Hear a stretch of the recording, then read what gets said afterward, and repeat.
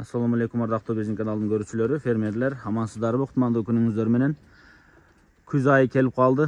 Кочкор издегендер аябай көп. Сиздерге Чүй облусунан дагы 2 кочкорду көрсөтүп беребиз. Мындан кийин да жаш козулар бар. Кийинки жылдын чамын көрүп коем десеңиздер. Азыркыга мондай 1,5 жаштык кочкорлор бар. Чүй облусу, Панфилов району, Панфилов айылында. Панфиловда жанакы молодой деген кочкорду ким билет?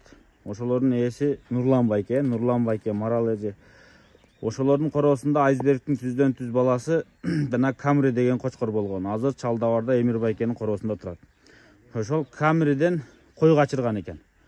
Келип ушул жерде туулган экен. Энелери 80 линия дейт. Внучка 80 экен булардын энелеричи. Эми көрсөтүп коелу. Ноос чоңураак экен. Ноос чоң. Камринин түздөн түз балдары. Камрини билгендер дагы бар. Мына многу Камриге көбүрөөк окшош. Кичине светлыйраак. Куйрук разрездери өтө жакшы. Эми байлап койгон кичине фигурасын качырып атат.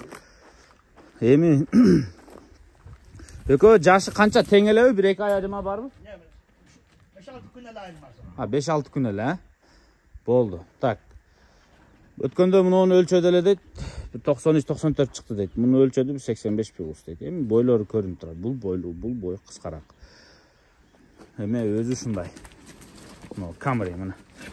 Мунун баасын 60 миң сомго койду. Мунун баасын 100 миң сомго койду. Кызыккандар болсо көрө бересиздер. Ушул чоң атабыз бар экен. Атабыздын номерин калтырып кетебиз. Соодалаша бересиздер. Нак дыйкан киши мына койлор так ушул Нурлан байкелерге коңуш экен дагы ушул жактан койлорун качырган экен Камриден. Ушулар туулуптур. Нак дыйканчылык, Келип көрүп жаккан болсо ала бересиздер. Булар ушул Панфиловда Кара-Балтанын күнбатыш тарабы, Чалдабар менен Кара-Балтанын так ортосунда. Эми сүйлөшүп, транспортировка кылып Кара-Балтага алып чыгып алып кетсеңиздер болот буюрса. Жүндөрү бир эле жолу кыркылыптыр, Бир эле жолу. Алган адам өзү кыркып туруп койсо жакшы болот. Анан эми айтып кетейин. Туяктары өтө көп өскөн эмес. Кичине оңдоп коюш керек. Бирок болгон эмес. Экөөнүн тең разрездери жакшы. Жүннү бир кылып алсаңыздар, но талаада уйгак баспай кыйналбайт, Азыр 2 кичинекей козулар бар, ошолорду алып чыгайын. Тетигин да коюп жиберейинби, кандай кылайын азыр? Коюп жиберип туруп сиздерге азыр ошонун да бош экенин көрсөтөбүз. Азыр коюп жибердим. Кичине айдайын, мына. Ушул. Тосуп коюң. Үлчүп жиберсеңиз бер, Мынагы Камриге берки окшош, чистоталары, бойлору, формалары. Ошондо булар айсберг линия болот. Айсбергдин неберелери.